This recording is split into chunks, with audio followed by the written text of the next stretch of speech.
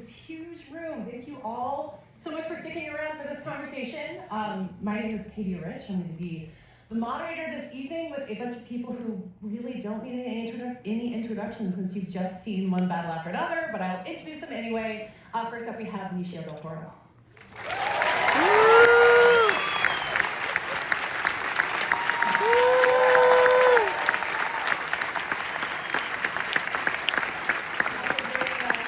Regina Hall.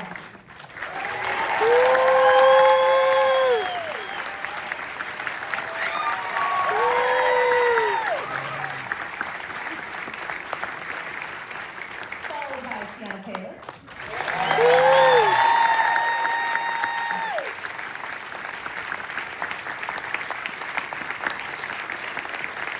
And then finally, Leonardo DiCaprio.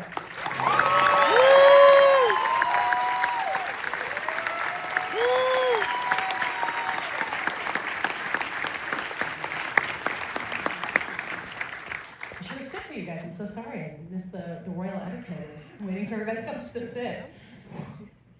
Thank you all so much for being here. Thank you for making this film. As these guys know, having just seen it, it's a film that takes you across decades, across tones, across places. It's a journey in so many different ways. And I think each of your character kind of have a moment of setting the tone of the part of the film that you're in. And I want to talk to each of you about how you do that, how you build that character who sets tone. But I figured the way to start is with the character we start with, which is Perfidia Beverly Hills. So Tiana Taylor, we see you are setting the moment of this arrival of the French 75 with the intensity of those first 40 minutes. And it's a big question to ask, but when you take on this character and you realize not just how dominant Perfidia is, but how to channel that and how to make her this character you do not forget for the rest of the film, how did you start with that? Ooh, that's a loaded question. Perfidia is very complex, you know, but one thing I love about her is she's unapologetically herself, you know, and I think, you know, Paul and I really went in with a plan with Perfidia and understanding what she needed to do and the mistakes that she needed to make, you know. I think that her mistakes set up Willa, you know, it sets up the next generation to rise and, you know, even throughout the rise, you know, it came with my past flaws, and that came back to Hunt, Bob, and Willa. But you know, Perfidia, and Perfidia had to do what she had to do, and you know, Perfidia didn't have to dip out on everybody, but she did it, you know. But again, to your point, it really set the tone, and it needed to happen, and Perfidia needed to fall for Willa to rise. When we meet the French 75 in the beginning of this movie, there's bomb throwers, literal bomb throwers, fireworks, everything else. But to have an organization, you have to have a caretaker, which Regina, I think, is where your character comes in, as somebody who can get everybody where they need to be on time or have a look in your eyes. I think is a really dominant part of the beginning of that film of saying, I know what's happening, I'm clocking this. So Regina, for you, when approaching that earlier part of the film, how did you get that across with so little dialogue but so much warmth? That's a great question. I don't know. I guess you just really feel it. You know, you think, what would you do in those real circumstances? Like, you know, it's Perfidia. You know, D'Angelo loves Perfidia, but you know how you see something and everything's going well. Now, I knew this was going to be a problem because it could never end well, the two of them getting together. Wow. So I think once you see a romance start, the pregnancy was a concern. There was certainly a lack of focus, and I think you start to feel where things are going to go astray in your group, and when it's different from what you started from, you feel that. So I think by the time Perfidia goes back to Perfidia. By the time Perfidia had the incident at the bank, I think you kind of know it's over. And you know it's the beginning of the end. But I would like to say D'Angelo loves Perfidia. I mean, they're close friends. You don't necessarily see it as much as you did in the making of it. But I think you feel it though, for sure. Yeah. So Leo, you've got Ghetto Pat in the beginning of the film, who then turns into Bob. But it really is kind of two different guys. Like, you're watching him at the beginning, wanting to just be part of this group, kind of this admiration for Perfidia and everybody else. And then you kind of see that light go out as the movie goes on a little bit, and he's, holing up in his house. So did you approach it as two different people? Did you kind of see this as two different guys who then sort of become the same guy as the film goes on? I think I did. You know, Paul has these singular concepts and ideas when he makes a movie that becomes the narrative and the structure, and the idea of a character that was basically kind of an extra to her revolutionary acts. You know, he was the bomb maker. He's like sitting in the background. She's like, you know, make a show, Bob. And this was all based a lot on characters from the book Days of Rage that we read, which is based on the Weather Underground and civil rights movements and the Black Panthers. And, you know, the idea of these characters, what's the aftermath of that? You know, where did they go to too far extremes? And what's the repercussions on the next generation? And how do these people sort of assimilate themselves after they've done horrendous acts themselves? And so the idea of meeting Bob again there were a lot of different conversations of that. And I think I figured out the idea that he had to sort of self-medicate himself from the trauma of what he experienced, and now he's raising this daughter, completely paranoid about the world around him, offline, you know. It's when we went up to Northern California, so much of the locations of this movie became their own characters, and they informed, I think, who we were as characters. So I got to meet a lot of people in Northern California, which were they were called hipnecks. They were like hippies that were kind of, you know, rednecks too, like don't tread on me, get off my property, I hate the government, but all smoke pot, and I love mushrooms. So that kind of informed who Bob was in the aftermath, and then the whole idea of having to protect a daughter and being completely ill-equipped to do so and not knowing how to relate to her or the next generation whatsoever. A lot of going to these locations were a huge part, I think, for all of us, of creating these characters. Were the hipnecks as fun to hang out with as it sounds? They sound like a good time. I kind of loved it up there. Maybe a little paranoid though. Maybe it's hard to really relax around them. Talking about these characters, kind of setting the tone for sections of the movie. I think Sensei is a huge tone-setting character. I mean, the Sensei's part of the movie is such a wild ride, but it's not just that Sensei is kind of a problem solver. He's the guy who you want to train your daughter and to help you out of a jam, but he's so loving. He's such a locus point for this entire community. And Benicio, it's my understanding that a lot of that part of his personality came from you, of kind of understanding how he was going to fit into the entire world around him, not just Bob's story. Is that true? Well, not really. Not really. It really came from Paul. And, you know, sitting there and working on the story, and working on my character with Leo, I think that, you know, we all chipped in, and you know, I'll tell you a story. Paul told me that he wanted me in the film and that Leo was already in it, and I said, well, he didn't tell me much about the character. He just sent me a picture, a photograph of a poster of a tiger in a judo kimono. And that was it. And then the script had some things that we questioned and this and that, but there was one line that two words that were really poignant, and Paul kept repeating them, and it's ocean waves. And also the introduction of the character where he tells Willa, breathe.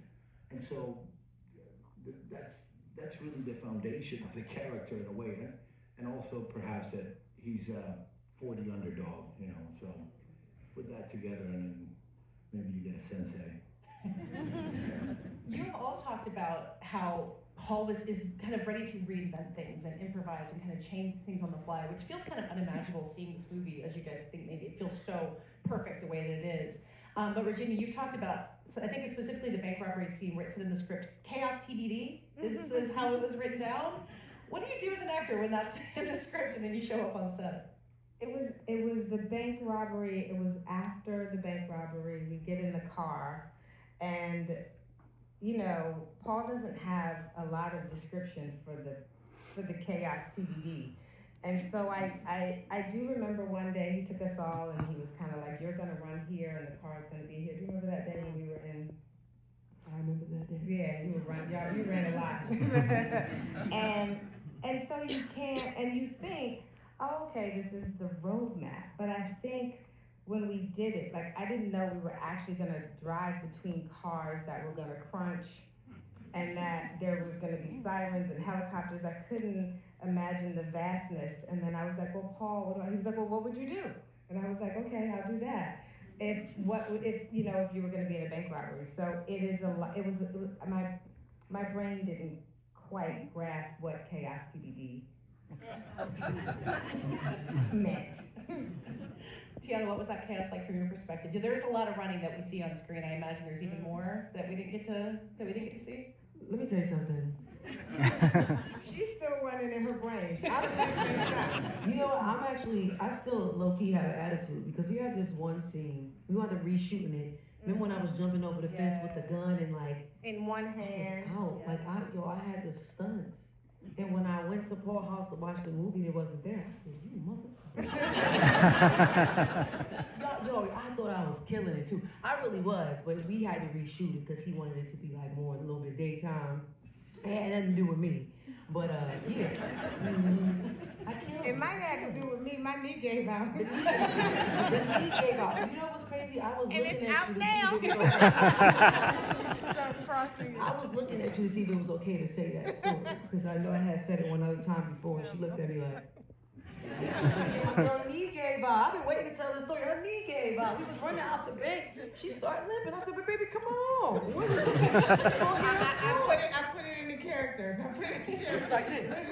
I really was. I said, baby, we caught. And I had just caught a body. We in wouldn't it, too. have I'm got like, caught if you hadn't shot him. You shot him. There's a lot of work out still. and the knee gave out. So Leo, you talked about how you wanted to work with Paul for such a long time. You guys have, been talking about this project for a long time. But how much did that approach to changing things and, feeling the moment or changing the ending of the movie, I think? Like, how much did that surprise you as the way that he worked, and how did you lean into that in the process of working with Paul and this stuff? I think he's got one of the best combinations that, a lot of times writer-directors are very specific and beholden to their ideas, their dialogue, the structure of their story. But he also has this incredible looseness and gives the actors ownership of their characters and the ability to improvise and create these moments. And by the way, I was just listening to Benicio talk about how he came into the film and Paul gave.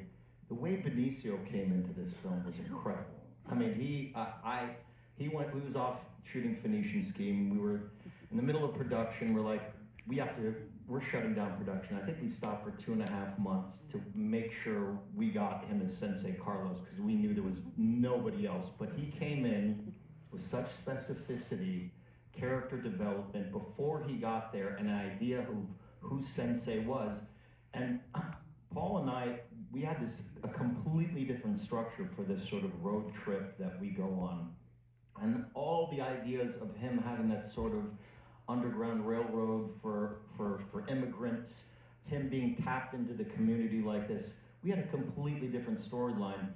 And it's a combination of that specificity that came from Benicio and that how fervent he was about who Sensei Carlos was and who he knew in the community and what he would and wouldn't do, and the flexibility of Paul to take on those ideas and in 2 days create this entire compound with a family, with that whole situation where he goes underground to a church, that whole hallway with all the skater kids, that was made up in 2 days.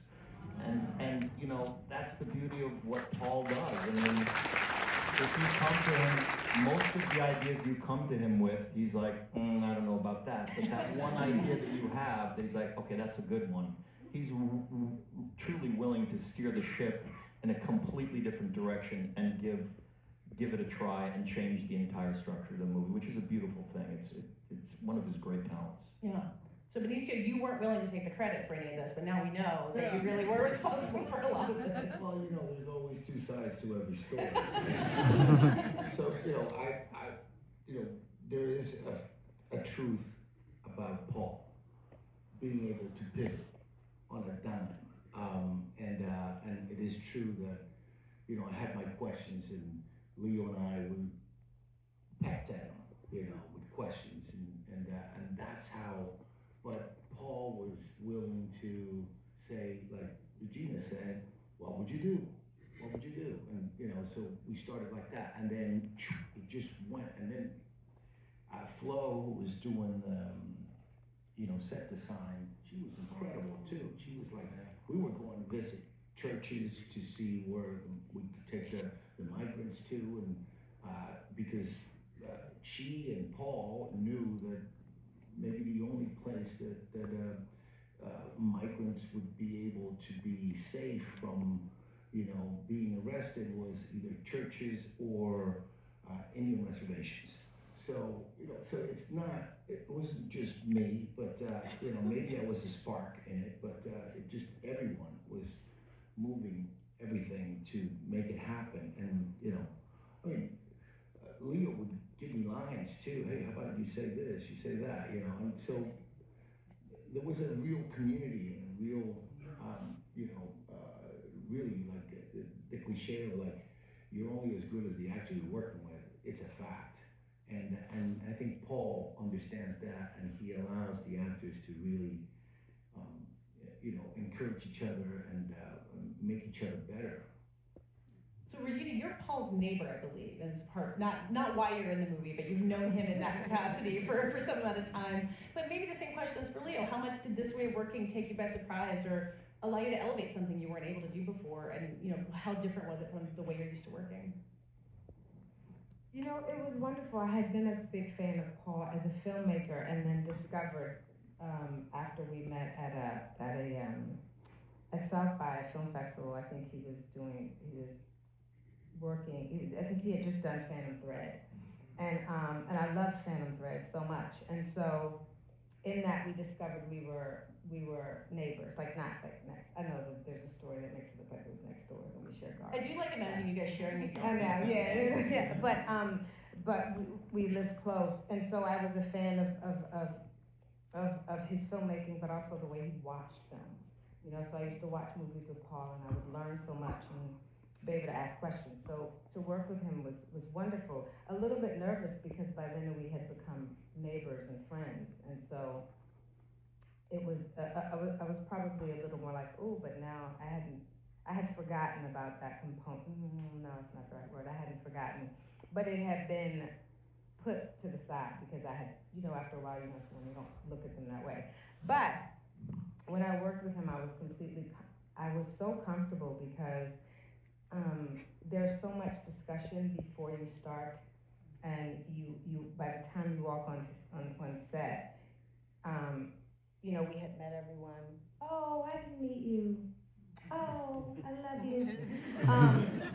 I'm remembering it because I love Benicio Del Toro, and I wanted to meet him so much, and I didn't have scenes with him, and I was like, when do I meet Benicio? But I had met Leo and Tiana, and I think, no. Yes, you did. I didn't meet you. At dinner.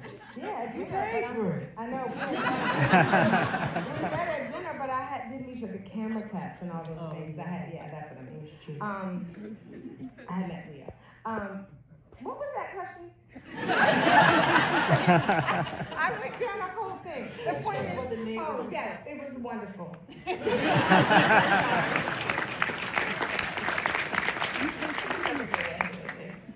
So you guys are key components of this entire cast, but the cast is massive. Not just Chase Affinity and Sean Penn, who are other huge roles in this, but just the tiniest roles in this. It just stand out to me so much. Every time I've revisited it, there's incredible people who have one or two lines of dialogue. And I wonder for each of you, maybe Leo, to start with you closest, who made you up your game that you shared a scene with, or who surprised you in this huge ensemble? You can say that. Oh, really? I will say this, that, you know, you could see in his filmmaking there's this strivings for authenticity, always. I mean, we talk about the locations with Flo, Michael Bowman with the lenses he chose. you know, he doesn't do a lot of modern day films, and I remember watching The Master for the first time. I'm like, I am in this time period, and there's something visceral and tactile about the way he shoots things that I don't think any one of us can really describe, but he's constantly looking, constantly analyzing what he's seeing through that lens, and as far as the actors are concerned that we got to work with, they were informed so much by the locations that we got to go to. Places in California, I've been all over California, I've never been to these places. They took a year to find, you know, Borrego Springs and Eureka, and then we went to, you know, El Paso, and he handpicked people that had some of these jobs, people that, you know, had a storefront, a family community there.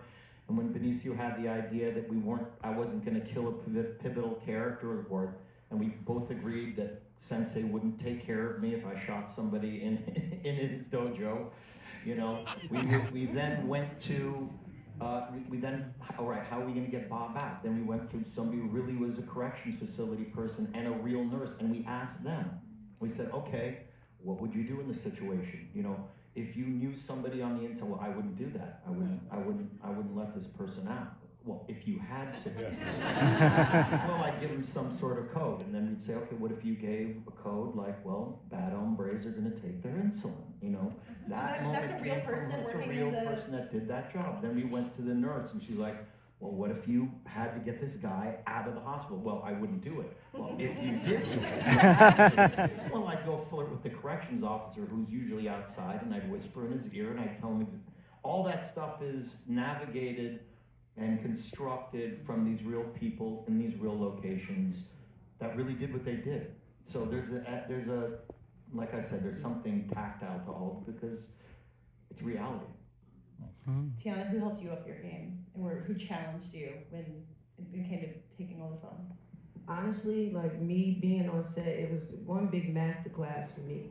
You know, I'm always a student. I will forever be a student. So I automatically felt like I needed to step my game up regardless, you know. I'm a warrior. So like when he yelled, action, it's time. You know, I'm on a battlefield and, you know, I got a job to do, and it's my job to be present for my scene partners, for my cast, you know what I'm saying, for my director. So for me, it was a masterclass. Everywhere I was, every single scene, I'm just learning. I'm SpongeBob SquarePants. I'm just soaking it all up.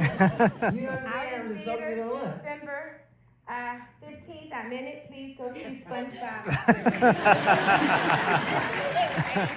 Oh my God! When's the premiere? No. Are you not in it? I am in it, but everything. She said the room is sold out tonight, y'all. Listen, SpongeBob SquarePants. I think it's the 22nd. I don't even know the date. But yeah, you know, always a student, always learning. Super masterclass for me. Yeah.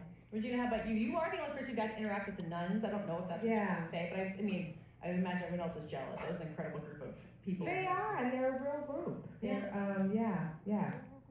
They're a real group of nuns. They make a instead, they're not Catholic, but they make a vow to the cannabis plant. And it's true. And they make and sell some of the purest Sisters of the Valley, some of the very, very good medicinal things. They don't make chocolates because they don't ever want children to get it mixed up. So they're very good if you have any aches or pain. But actually, You know the link to their website? but it actually, you know what? It was actually Danvers. He's a real, he's a former ICE agent. Oh, the interrogator? The interrogator, Yeah. I mean, that statement comes with so much now, you know, before. And he was really great because we interrogated, it wasn't forceful, but something about the way he did it was really, I don't know, it had an impact on me because it was scary, but it was calm. And I think for me, like that was like working with him in that particular scene. That's how it feels to watch that scene too. I think it's intense, but in control. Benicio, how about you? Anyone stand up for you? Well, the whole cast, number one, but I think, you know, I came into the film a little bit, like Leo was saying, a little bit late, and our opening scene was really with the people, non-actors, who were actually, there was a lady that owned the store that we're in, and I just leaned into her and I said, hey, you mind if I go to the cashier's register and I punch in there and get some money out? We'll give it back. And so I'm walking into the store and I'm doing that, and Leo is doing his business with the phone, and we're yelling at everybody, get out, close the door. And I think that moment, which was the first day I shot, it made everything so like intense and it focused. I think the relationship between Leo and myself immediately was, you know, it got together right in that moment. It just clicked, and a lot of these non-actors were kind of like really into it and almost like elevating us, and it was fantastic to work with them. You know, most of those people you see in El Paso and the actors that are playing the migrants and my family in there, they're non-actors. Yeah, it was great. While we're talking about Sensei, though, in the scenes where you guys are in the car, you are really driving the car with Leo hanging half out of it, right? Yeah. They let you guys do that? Well, yeah, they put a lot of trust in me, and I wasn't drinking real beer. Was that more stunts than you expected to do in a Paul Thomas Anderson movie? I'm not taking credit for doing all those stunts. I did not fall off that building. Afterwards, I did fall into the tasting, but yeah, I mean, it's guerrilla filmmaking. It was awesome. It was awesome. I did want to ask you, he was talking about you, the business with the phone. Phone acting, I think, is notoriously difficult for actors, and you have 2 big phone scenes in this movie. How do you make those good and not feel like you're talking into outer space? I watched Al Pacino in Dog Day Afternoon. Good answer. That's what I did. Yeah, but it's that one singular idea. I mean, that idea takes over my whole character's journey. I mean, I just love that he made this revolutionary that you think is going to make all these insanely acute decisions that are going to manifest itself in finding his daughter, and he's going to pull out all his tricks. But he didn't even write down the password. I mean, he doesn't even write down the password, and he's too stoned to remember it. And then, you know, 2/3 of the way through the film, I'm still figuring out how to get the password. It's just an amazing idea, and just felt so But real. I love what he did remember, that Mexican hairless. That And immediately, like not a minute of hesitation. Talking about specific scenes, Tiana, since this crowd has all seen the movie, we can talk about how Perfidia returns with the reading of the letter at the very end. And that's, I mean, maybe not dissimilar to phone acting, where it's just your voice and you have to carry so much in that scene. What was filming that like for you? How did you capture that without the physicality you've been able to bring to the character in the beginning of the film? Yeah, that was a hard scene.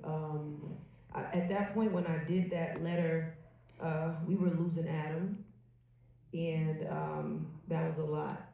And me and Paul, we sat at a table with our sound guy, and all 3 of us was crying. And it was one take. Like it was one read, and that's why I took my time with it. And I cried, and I asked the questions that needed to be asked to Willa. And it was so emotional. And I remember us trying to go, like months later, he was like, oh, let's try it again. And I was like, look, if it ain't broke, don't fix it. I'm like, that's the one. But I'm gonna try it for you regardless. And we tried, and he was like, yeah, this shit sucks. I said, yeah, because that one was it was so good. And I'm happy that you all have received it that way, because, you know, I'm like, I hope people can hear that, you know, because Perfidia has been a mess throughout the movie. So it's like to hear her so vulnerable and know that letter came from a real place, and the voice and the emotion came from a real place. It was really dope that people received it that way. Yeah, and you felt it at the time. You knew that it came across in a way it never would. Yeah, that's why I didn't want to redo it. Like it was just, but of course I'm gonna always still try. But that one was just, it was special, it was emotional, and again, he holding the boom like, you know, like we was really, it took us a minute to get through it, but it was just one long take. It was longer than that. But I think those moments are like, are you happy? Do you have love? You know, will you try to change the world like I did? You know, we failed, but you will not. You know, these are all the things that I felt like Perfidia wanted to be asked as well. You know, Perfidia was in survival mode and majority of her life, you know, and she was all she had. So I think she asked a lot of necessary questions. And again, we were losing Adam. Rest in peace to Adam. And it was a lot. It was a lot. Yeah.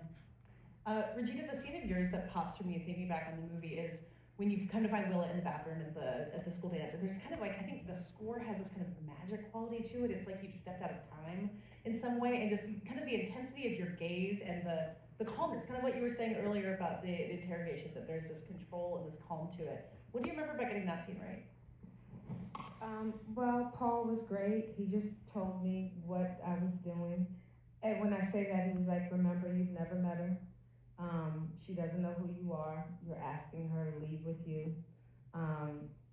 You have a very finite amount of time to get her to go and convince her.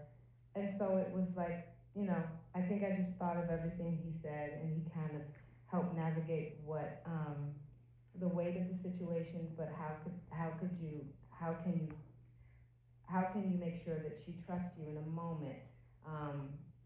And then of course they have their saying in the music, but it's also, you would imagine it would be terrifying if your dad had told you about this moment, if everyone tells you, if anyone comes and it finally happens for her. But Paul really just kind of we just talked about it a lot, and he kind of set up all the stakes. And then Chase, who's amazing. I mean, you watch her come out, and you know, you're looking into her eyes, and her eyes have strength and innocence, and so, you know, talking to her, she's so amazing. Are devices like that real? We know, did they get made up for this movie that would make it sound like that if they got near each other? Do any of you know? All made up, yeah. Okay, it's probably better. I think Paul at one point wanted to have a world with no phones, and then Chase came into the picture. She's like, "What?" You know. She's like, "I'm gonna have a phone. You know, is this today?" and that became a great point in the movie. I mean, I remember in an early edit, it wasn't as much of a structure of tension, because that moment where you throw the phone out was much earlier, and then Paul built up to that, and the idea of her lying and having the phone, and her betraying her father, who thinks she's off the grid and living a life like his. Yeah. You know? Yeah, because she's such an admirable character, but she's capable of mistakes just like Perfidia or anybody else in this movie. I mean, talking about Chase and the way that the theme emerges at the end of this movie, of watching the generational handoff, of watching someone else take up the mantle, maybe get it right next time, maybe not, we'll see. And Leo, when you've done interviews, you talked about Paul as a generational filmmaker, like as someone who just kind of came at this moment, has really defined this whole generational thing. I mean, when you work with Chase, or you see this movie, or just seeing people coming up in the industry, like, do you share that sense of optimism that I think the end of this movie has? That like, hey, maybe the next generation can get it better than we did. Yeah, I do, and I think that always took precedent in Paul's mind. He says he's been thinking about this movie for 20 years, and I can't believe how topical and absolutely pertinent it is to the world we're living in right now. It's so acutely about the extremism on both sides, and people not understanding one another, and fighting for their just cause without looking at the other side. And you know, Chase came in, and we knew that this film was going to live or die based on who that Willa character was. And you said it best, and we've said it a bunch of times. She had the perfect combination of strength and innocence. The second you meet her, if you meet her in real life, you're like, I gotta protect this girl. We gotta take care of this girl at all costs. And she also had the ferocity and the fighting spirit that she took on for her mom. But at the end, you know, that was in the script. Right from the onset, you know, what it was my character says, he goes, "Be careful, I won't," you know. And the idea that she's doing something different than her mom, but what we tried to do and failed will hopefully be pushed to the next generation, and maybe they will get it right. And she represented all of that. Yeah. Tiana, you were talking earlier about the monologue, the letter reading at the end, and how you're gratified that people have received it the way that you meant to. And I wonder for any of you guys, I guess open question, someone can jump in. Is there anything that you did that you hoped would come out the right way, and that you hope the audience would see the way that you wanted them to, that has come back to you, that people have said they caught on to what you were trying to do in the movie?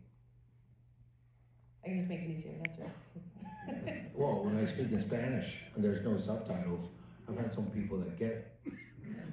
Some people get what I'm saying in Spanish. Just, bringing a little bit of spirituality to Sensei. But, I asked Paul, are you going to put subtitles? Everybody will get it.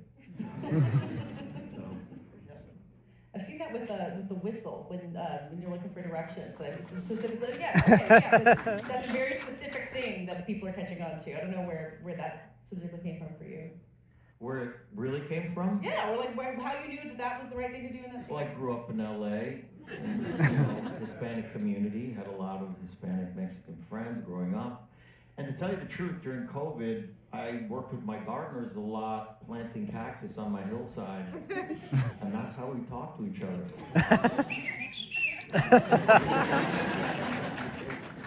That's what I did for a year. And that came out. How are the cactus doing? They're good. They're propagating. Regina, how about you? Anything that comes to mind that came out the way that the audiences received the way you wanted them to? I have to be honest, I don't know that I necessarily had an intention for the way the audience received it in that way. I just wanted her to, for you to feel Deandra and what she felt. Can I say something? I have a daughter, she's 14, and sometimes she's on the phone, and I've always wanted to grab that phone and throw it out the window. So thank you. See? That's what I did. Benicio's daughter will have a phone. Except they're all going to sneak and have the phones anyway, is what we've learned from Chase in this movie. I know. Yeah. Well, thank you guys all for making